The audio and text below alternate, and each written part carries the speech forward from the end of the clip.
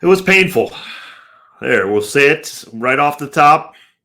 No two ways about it. This is not a fun episode to do by any means, but welcome to LAFC Plus, our weekly podcast here. He's Mario Reus. I'm Dave Denholm, and we appreciate you joining us. Episode, what is it? Let me episode 28. So I'm losing track already, Mario. Yeah, 28. This one, this one's not going to go down as one of our rah-rah, sis-boom-bah kind of podcasts. Ironically, I think it's been, how many games have they played? I think it's been 28 games, the last 28 games, if you include this loss to Columbus. The last 28 matches in all competitions, it's the third loss for LAFC. So, hurts. You never want to lose a final.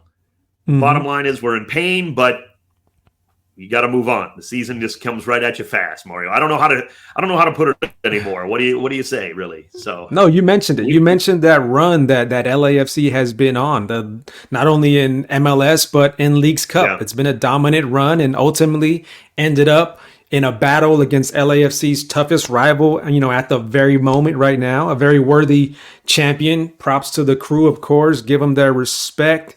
It was hanging in the balance, right up till the very end, to the dying minutes.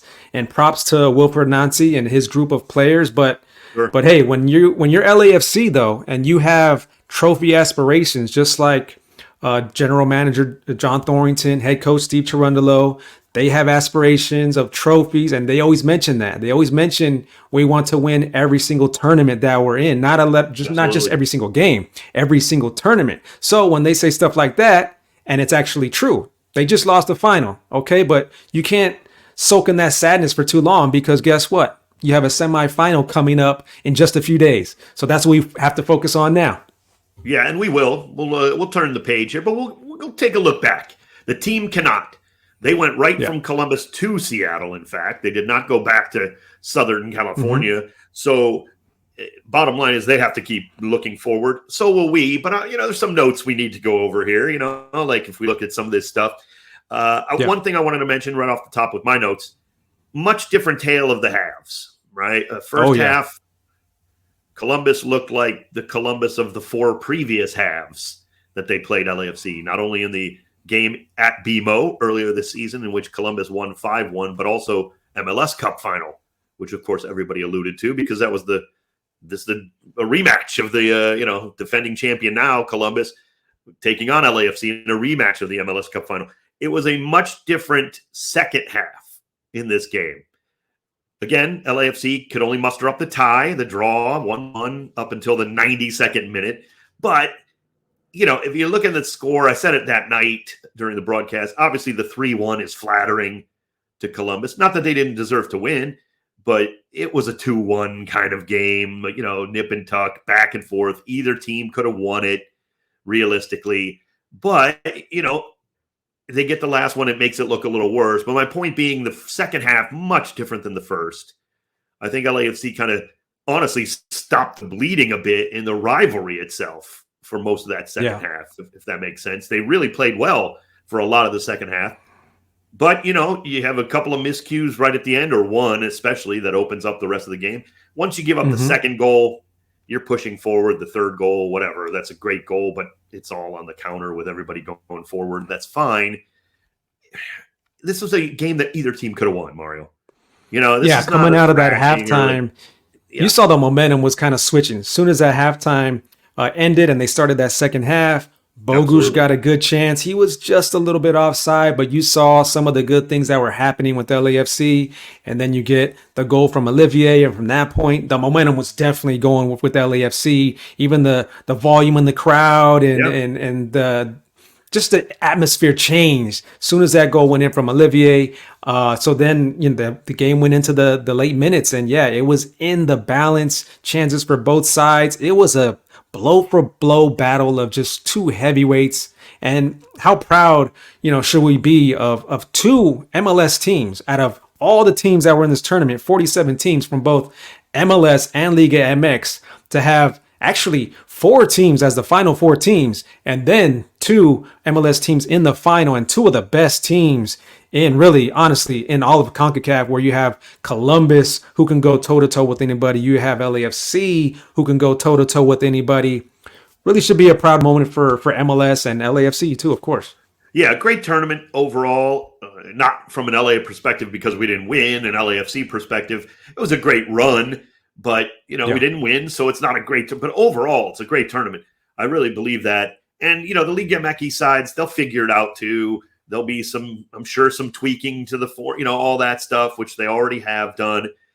It's here to stay. It's a great format, a great tournament.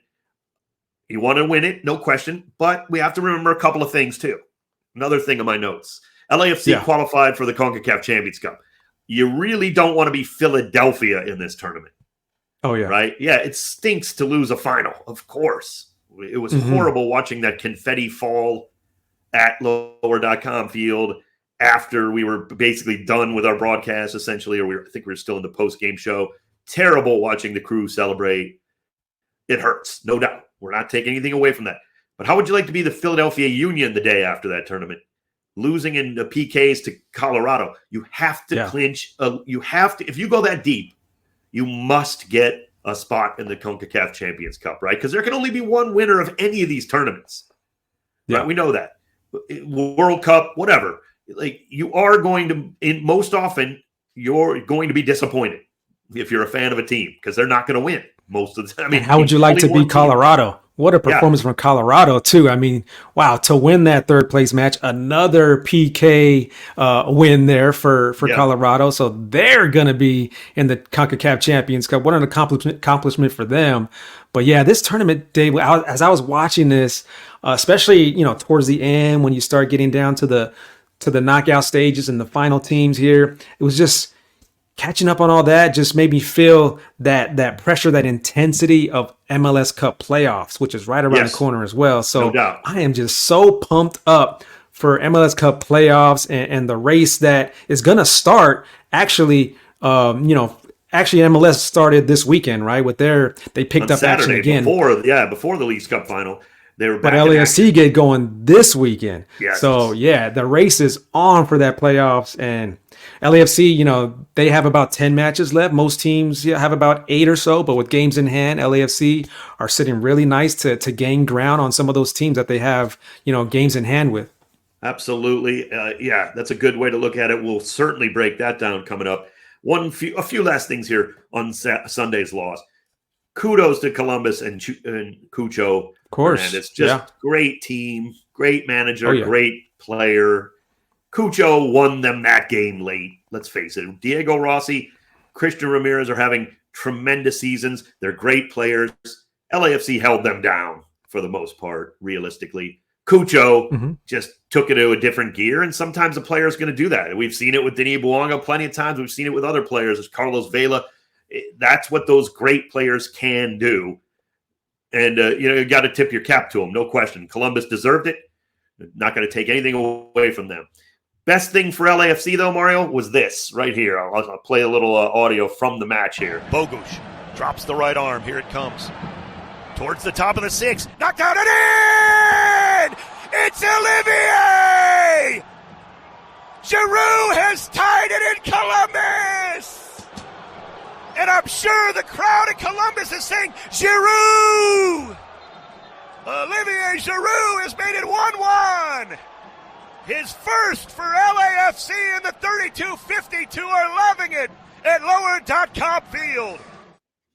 Yeah, I'm sure if you probably couldn't hear it in the background, which means my call was probably pretty stupid, actually. They were booing. So when I say they were actually saying Giroud, of course they were booing. That's what I got what you were saying, Dave. Don't worry about it. Yeah, I know you did, but you were there. If you weren't there and you didn't hear it through the broadcast call. So they were booing that, of course, that goal from Olivier, tying it up pretty early in the second half. And LAFC kept their front foot on. But that was good to see because Olivier Giroud needed a goal. No, he wasn't going to. This is a guy who's not going to panic.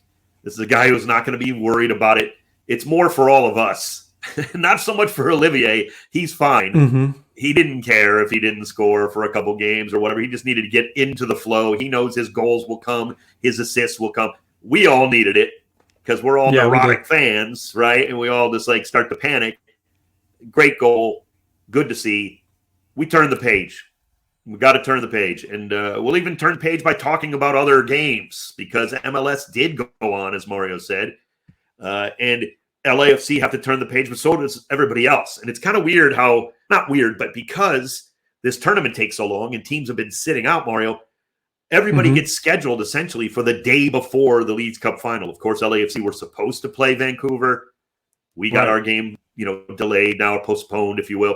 Of course, the other teams who were supposed to play their games were, postponed because they were in the semifinals with us or the finals.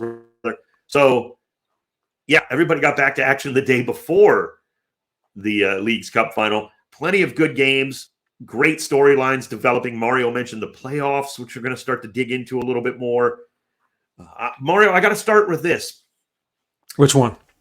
I'm going to just a team that we didn't necessarily have in the rundown to talk about too much, but Marco Reus and LA Galaxy get a big win. Reus, a goal and an assist, perfect start for him coming off the bench.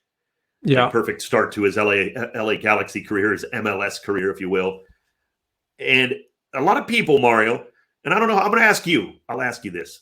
A lot of people felt that maybe the Reus signing was just a little unnecessary for the team that the Galaxy have. And maybe they could have used it for better signing. Well, not a better signing, but a more appropriate signing to their needs right now. Offense is not a problem. Reus is a tremendous offensive player. No two ways about it. Yeah. What do you feel about that in general? Like you sign Marco Reus when maybe your defense needs some help, let's say.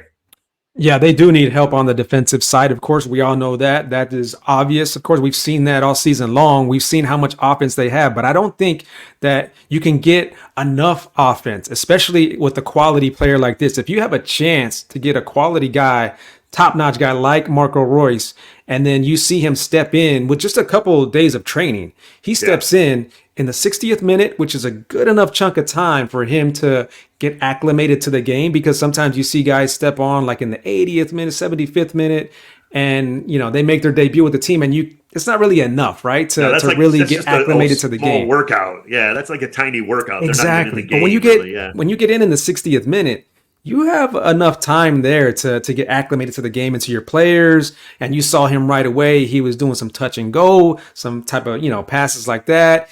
Got assists, got a goal. That's what you want from stars when they come to your team. You want them to be difference makers. And for that to happen in his debut with Galaxy, that's pretty good. Yeah, I have no trouble with signing as much offense as you can. And that includes Marco Reus. Yes, their team didn't necessarily need a huge amount of offense, right? They're one of the best offenses going forward in this league, but he's Marco Reus, right? I mean, like, he's a legend, great player. Yeah. We'll sell some jerseys. It's a promotional, it's a marketing thing too. We got to remember this is a business, everyone. I know everybody likes to think of sports as something above and beyond, and yes, it's great, but it's entertainment, and it's the entertainment business. And Marco Reus is entertaining, no matter who he's playing for or against. It's going to be fun to root against him, no doubt about it, but he's a great player, he's an awesome player. So, yeah, I got no problem with anybody. Like, the more the merrier for me in terms of attacking. If you get bringing as many attacking players as you can, as you want, whatever. And to have Reus in the league is something that's big, for the entire league. It's great to hate him. It's great to, now think, you can even root more against the Galaxy if you're another team because they got another, star or whatever. But that doesn't mean they're going to win a title. Again, they still have issues, but you can figure that out. And if I think it was a good move. They're a tough team, Mario. They're 5 points ahead of LAFC, but how many points? You said how many games in hand do we have on the Galaxy in the playoff race? 2 games in hand. 2 games in hand on the Galaxy. So three now. There we go. Now. 3. Yeah, so because of the weekend, we didn't play, of course. So, Galaxy only have 7 games left. They are 5 points ahead of us, and now 8 points ahead of RSL, who's the next team we want to talk about. Oh, my goodness. What in the world happened, Mario, at home to San Jose? Now, we know with firsthand knowledge, San Jose can be a bit tricky at times. So, I'm not saying it's the biggest upset in the history of the world. I don't even mean to disparage San Jose. but it's more about what's going on with RSL. Yeah, that could have been a big win for RSL if they would have pulled out a victory against San Jose, which is a team that I think they should have got a victory against, because if they would have got that 3 points, they would have been tied with LAFC as far as second place in the West. So that was that benefited LAFC for sure. Yeah, couldn't agree more. It was to say the least, an interesting game for RSL. It did not go their way. They didn't have much going at all. Now, Chicho went out hurt. Yeah, he did. That's never a good thing, of course. He's been a huge part of that offense. They've lost, Gomez. I mean, I understand they still got talent. They're going to figure that out. They brought in Gonçalves. They did make some moves. This is a team that's willing to spend and figure it out maybe in the offseason. And they're still a good team. We're not going to sit here and, RSL's done. Come on. But it's going to take some time here. And they don't have a whole lot of time. They're now 3 points back of LAFC for the second spot with 2 more games played. That's not a recipe for a whole lot of success. If you're RSL, I think you got to start worrying about hanging on to a bye, or not a bye, but a home field advantage in the first round now, because you got to come in 4th or better. In Seattle, they're on the same amount of games played, admittedly, but they're only 4 points back of RSL. And we know that Seattle, for all their struggles against LAFC, it's kind of like the LAFC versus Columbus in some ways. But for all their struggles against LAFC, Seattle are playing well. And they're in 5th place in the West, and they were struggling at the very beginning of the season, but we knew that wasn't going to last long with Seattle. And they've been picking it up, and now they're 5th in the West, and they're in the semifinal of the U.S. Open Cup, so they're doing well. Colorado is on the same amount of games played as RSL, but they're only 3 points back, so they could leapfrog them as well. I don't think Colorado, I beg your pardon, I don't think RSL really has much to think about the first or second seed in the West. They got to be worried about just hanging on, just start to play well again and really kind of turn things around. Let's go to the East. It was a big match. Again, no Messi. Again, no matter. Inter Miami beats Cincinnati 1-2 in the East on points, and Miami stretches out that lead now, Mario. They're 13. Look, there's 8 points ahead of Cincinnati with the same amount of games played. They're not catching Inter Miami. But Columbus is sitting there 13 points back of Miami, but 3 games in hand. So, if you win all of them, that's a tough task, but that's like 7 to 9 points potentially for Columbus maybe. Can they catch Miami, or is it just probably a little too late? I think the way Miami's been doing it with the wins, not even just picking up draws, but with wins and getting all kinds of goals, that's going to be hard for any team to catch up to. And we're more than way past halfway through the season, and they've exceeded my expectations, because I always knew that Messi was going to miss games. I didn't know he's going to go down with an injury like this, but all those games that Messi has missed, and they're still doing it. So for me, Tata Martino might be the manager, the head coach of the season, with what he's been dealing with Messi and all those stars, and managing that group, and managing, rotating guys in there when he has to, with the busy, hectic schedule that they've been on. And, they're the first ones this season to clinch a spot in the playoffs. They did it, in just, I think it was how many games did they did it? Like in 26 matches they did it. So that's an accomplishment in itself. 26 matches, Dave. That's pretty quick, but LAFC did do it in 25 matches back in 2022 and 2019. Nice. So that's history right there for LAFC. But anyway, they score a lot of goals. Classy stat there. Yeah, classy stat there, Ruiz. I like it. Yeah, they score early too. If you're watching on YouTube, sorry. If you've been watching this podcast, I got to make a little adjustment with some lighting. I hope the audio doesn't get nuts. Mario's probably freaking out here, but for you podcast people, if you're on Spotify or if you're listening on Apple or whatever, you're probably not noticing anything. But you make some very good points there. I must admit, it is going to be intriguing. I don't know that anybody catches them in the East, but it's more about can Columbus end up second and have maybe a good shot at home field? You still have to go to Inter potentially and win, which the Crew are not afraid to do, certainly, and are more than capable. So, it's going to be interesting. I think the playoffs this season, maybe there's more teams that can really do some damage than even last season, Mario. I thought the West last year was pretty much LAFC's to win, even though they were third technically in the West. We know the story. We knew St. Louis was kind of, had hit the wall a bit, if you will, in that first season. They were great. Seattle deserved the second, but LAFC hadn't had any trouble and haven't had any trouble with them, so we didn't really mind where we were going to have to go play them. So yeah, I just think that this could be a lot more deeper playoffs all the way around. A little tougher, I think, for both conferences. Although the East was tough last season, I think it's going to be the same this season. Yeah, whoever comes out of the East is going to be a very, very tough team. I mean, the East has some top-notch rosters there with Columbus. We know how good they are. With Miami, we know how good those two are. I mean, if either one of those two come out of the East, that's going to be a tough opponent for anybody that comes out of the West.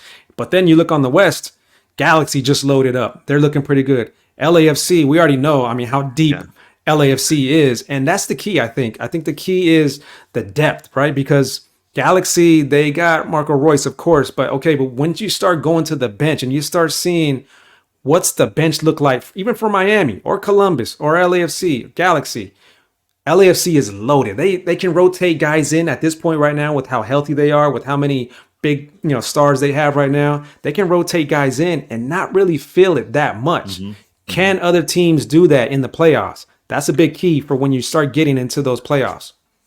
Yeah, it's a great point. I think LAFC is going to have to. 10 games left. Yeah. As we say, more than anybody else, but also in the same time frame as everybody. So, yeah, it's not like there's extra weeks for LAFC to play those games in hand. They're going to just have to jam them in, of course. We saw that, we know that with the Dynamo game that was postponed. Obviously, the Vancouver game gets pushed back because we're in the League's Cup final, the semifinals. So, again, it's not a bigger time frame. We're just jamming these games in. So, yes, you have more games in hand, but that depth is crucial because if you're going to take points from those games in hand, you've got to be ready with players that are coming off the bench. I sometimes laugh at people, though, Mario. You see 4 or 5 guys come off a bench to start a match, and everybody, it's the B team. Oh, it's their C team. Yeah. There's no such thing. There's no such thing. No. It's a roster. No. It's a roster, and it's a regular season that's long and arduous, and injuries and yellow cards and red cards and everything happens. Guys need rest. You got to have a whole roster. I don't buy the whole, they made some changes. That's, it's an excuse. No, these guys are professionals. Last I checked a couple of Fridays ago, they all got paid. And they'll get paid a couple of Fridays from now, right? And they all and that's cash why checks. I like LAFC, what they have done, Dave, in the transfer window here within the summertime. You got O'Brien, you have Giroud, and then you also have guys that have been there, Kike, David Martinez, you have Campos, all these guys that have been coming off of the bench that have sometimes starting. It's just so deep, and that gives me confidence heading into knockout tournaments, gives me confidence heading into playoff matches and finals. So I'm feeling good about LAFC and their depth. Yeah, it's going to take a lot of depth from a lot of different areas on the pitch, no doubt. And you know who I saw, Dave, that I kind of liked over the weekend was Charlotte. They had a 1-1 draw with New York Red Bulls, who's a good team. We know how good New York is. Sure. Tough to beat. But Charlotte, they've got Tim Ream now. He made his debut. And also the Spanish midfielder, Biel. He made his debut as well. So that's two additions there for Charlotte. That's pretty good. And we know that atmosphere in Charlotte. For some reason, that atmosphere in Charlotte is electric in a huge football stadium. Tough to pack up that stadium, but they get good crowds there. And honestly, matter of fact, I was in Charlotte, Dave, on my trip out to Columbus. I had to stop in Charlotte, and that airport is jumping. And I did see a lot of Charlotte, hats or T-shirts and stuff. So they love that team. So that was kind of cool to see. Big city that's booming. Big city, big club. A lot of good sports teams out there too, right? A lot of good sports teams.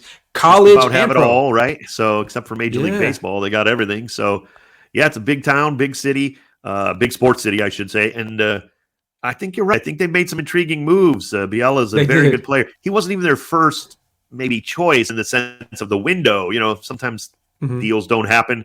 Deals fall through. You got to keep looking if you're interested in, filling a hole. And they certainly were because Charlotte was going after some players. A couple of deals didn't pan out. I love it. But, much like Cincinnati, they going after people. If it doesn't work sometimes, you pivot a little bit. but kudos to them for giving it a go. I mean, they feel like I don't know about this season though. When you get new players like that, especially DP players, and it's hard to incorporate them so quickly, So we'll see how quickly they can adapt to the team and get incorporated with everybody else. But maybe if not this year, if not for the playoff, maybe next year there'll be somebody to look out for. I kind of dig that Charlotte has not an excuse, but they're fine, right? And it's sixth in the East now, comfortable. Yep. 10 points ahead of the 9th spot, which is the final kind of play-in game spot.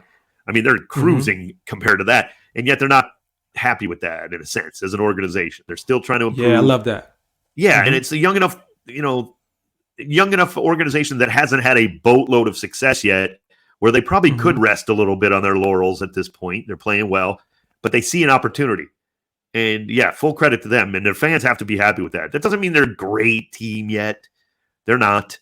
They got things that have to be improved on. They got work to do, but Dean Smith is doing a good job, right? First season for him, so it's only positive, I think, for Charlotte going forward. And it wouldn't surprise me, frankly, if they were to, move up the standing. It's going to be tough because the teams above them are very good in the East, no doubt, and they're all at times have been playing tremendous this season. The 2 New Yorks, and of course, Cincinnati, Columbus, Miami, they're out of reach. But I mean, those are tough teams. So even in 6th.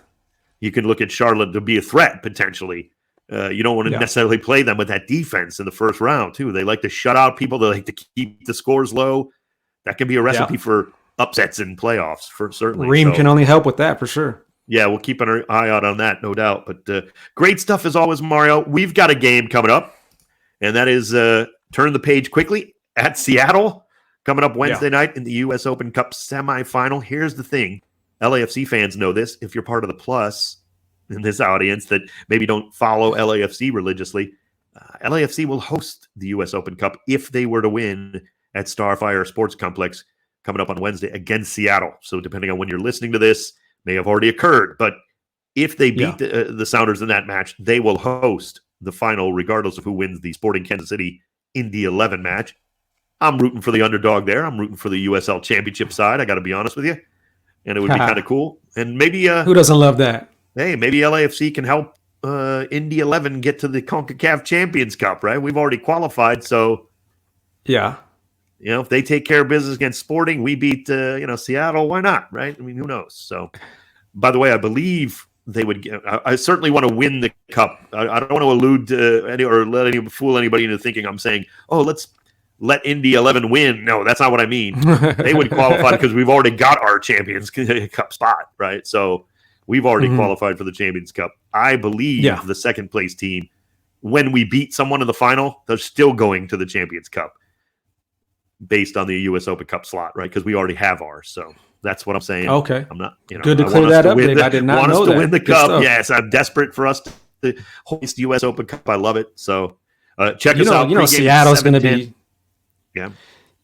Seattle's going to be so motivated, though, Dave. Without beating LAFC in the last 9 tries, they're going to be just chomping at them. They want to get back at LAFC, of course. But the question is going to be for LAFC is that Starfire turf, right? This is a place that LAFC has never played at. They don't normally play MLS matches on this turf. It's not going to be at Lumen Field, which LAFC has been getting more and more comfortable with. Matter of fact, I was talking with Denis Bawanga. I was talking with him after the last time they played against Seattle, and he was talking about the turf and how he kind of figured out how the ball bounces and how it rolls.